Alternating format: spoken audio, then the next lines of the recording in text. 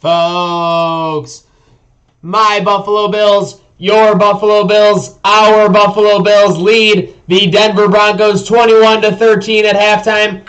And yeah, what a first half for Josh Allen fantasy owners. He has 2 passing touchdowns as well as a rushing touchdown.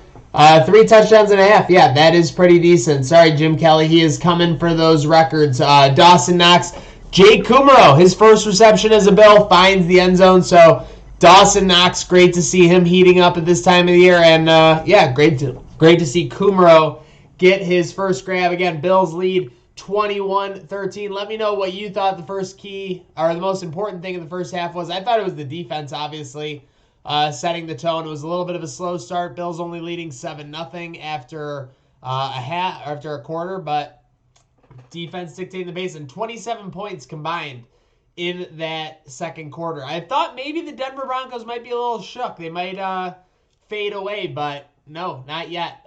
So they're only down by 8. Bills do get the ball to open up the second half. Stephon Diggs, 7 catches for 67 yards. So if you take his over-under, it's typically around 5.5 or 6.5. That cashes again for basically like the 12th time out of 14 possible opportunities. But yeah, Drew Lock not really able to spread the ball around too much. Hasn't been able to get Judy involved at all. There's one grab. Fant obviously doing a lot of the damage. I was surprised to see him grab that against Milano. But Bills leading 21-13. Just a quick look at the action around the league. Them refs, though, I agree, Jermaine. That's questionable. The refs, Jermaine chiming in a little bit, some iffy calls. I will say there were some things I didn't like in that first half, despite the Bills being up 8. Creek Degenerate, I agree wholeheartedly. That bad fumble on that punt, I didn't like Roberts dropping the punt.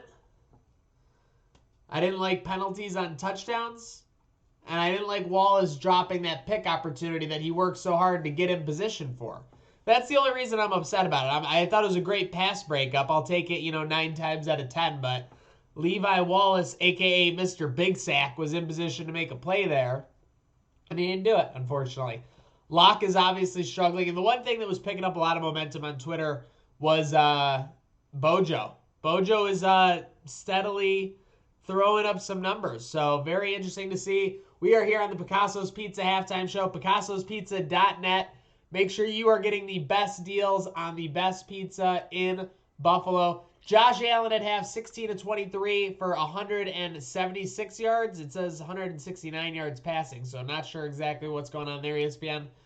2 touchdowns passing, sacked once. I think he's had pretty good protection. He's been pretty decisive. He's gotten 7 different receivers involved in the first half. Diggs has 7 catches, and then all of their 6 have 1 or 2 each. He did fumble the ball there on Josh Allen for a second, but he's able to get it back. Jim Mariano says we're getting hosed on the penalties. I didn't think the refs were that bad. I didn't think they were that bad. I thought we got a couple of the calls early. I thought they got a couple of the calls later in the half there. But I like the way the defense is playing. We saw AJ Epinesa getting involved with a pass breakup. Vernon Butler continuing to do some nice things. And if you look at the defense, they are filling up the stat sheet led by Tremaine Edmonds with 6 tackles at half. So you like to see that. You love to see that here on the Picasso's Pizza Halftime Show. And again, as we look around all the other action, Ole Miss gets in the end zone against LSU. It's a shootout there in the Bayou. LSU leading 37-33, extra point coming up for Ole Miss. You have Mississippi State pounding 5-4 Missouri 41-18. Clemson throttling Notre Dame in the third quarter 24-3. Clemson with the ball. Minnesota, Wisconsin, a lower scoring affair. San Jose State dictating versus Boise State. And Illinois, this can't be real. Illinois up 21-14 5 minutes into the game. So we got a shootout at Penn State. That Penn State defense didn't come to play. Illinois, the news of Brett Bielema, gotten them fired up, gotten them going. Jim Mariano says the flow's looking good. Dude, I don't even have it unleashed. We got to unleash. And speaking of unleashed, I'm a little bit off balance here, as you can see. But let's go. That's what it's all about right there. That's what it's all about.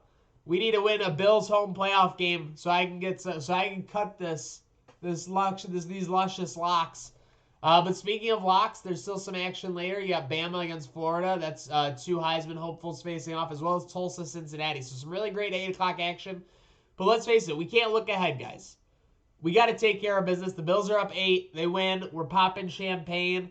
We are going nuts. They will be clinching the AFC East Championship. A chance to clinch the AFC East Championship. So what do you think? Chime in the chat. Twitter, YouTube, Twitch, Facebook. What has to happen in this second half for the Bills to be successful? I think the pass rush was getting there. They just got to keep following through.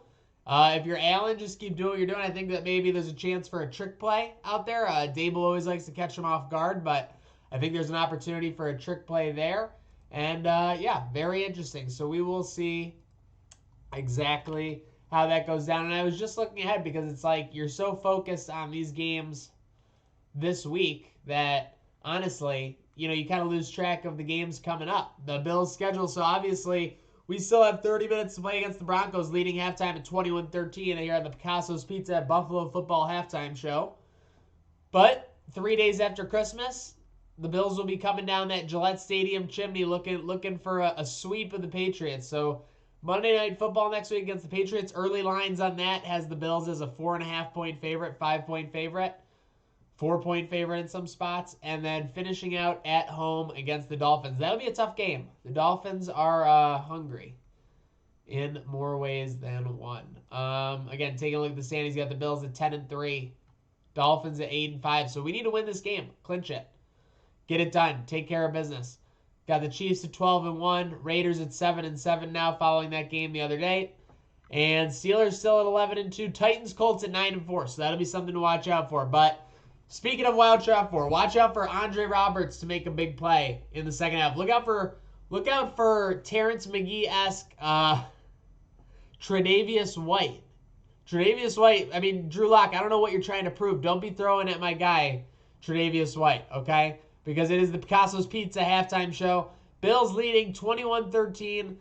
Just got to keep making plays. Keep getting the ball to Diggs. Keep executing and play in the third quarter like you've played in the third quarter.